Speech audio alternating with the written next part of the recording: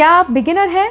आपके लिए 3 important tips. पहला टिप, अगर आपका पिच आपको नहीं पता तो सबसे पहले नेचुरल पिच आपका पता करना है। आप अपने पिच को किसी और के साथ कंपेयर ना करें।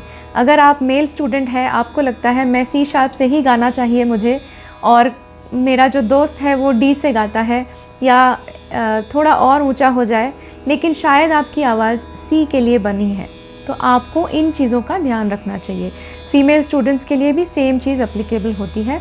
अगर आपका नेचुरल पिच जी या जी शार्प है तो आप उसी में अपनी आवाज़ को बढ़ाएं। दूसरा टिप, सबको फास्ट गाना है, स्पीड अप करना है। जो ताने हैं या जो सरगम है, जो हम गाने सुनते हैं बॉलीवुड सॉन्ग्स में, जो हरकतें आती हैं या जो सरगम आते हैं बहुत फास्ट आते हैं और हम कोशिश करते हैं उसको उतने ही फास्ट गाएंगे, लेकिन उसके चक्कर में हम लोग क्लैरिटी मिस कर जाते हैं। स्वरों की जो क्लैरिटी है वो नहीं आ पाती है।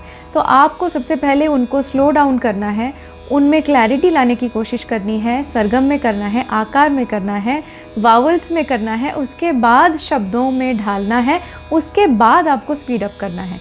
तो जल्दबाजी नहीं करनी चाहिए। और तीसरा टिप, अगर आप बॉलीवुड सिंगिंग करते हैं, आपको शायद कहीं से किसी ने कहा होगा कि आपकी आवाज़ मुकेश से मिलती है, आपकी आवाज़ आशा जी से मिलती है, तो ये जो कमेंट्स हैं इनको थोड़ा दूर रखिए और अपना रियाज़ करते रहिए। अपनी जो साधना है उसको जारी रखिए, क्योंकि अपनी आवाज़ किसी से मैच होती है ये सुन के अपने को अच्छा लगता है, लेकिन उससे गायक के स्टाइल को भी कॉपी करने लगते हैं, तो ये गलत बात है। फिर आप अपनी ओरिजिनलिटी खो देते हैं।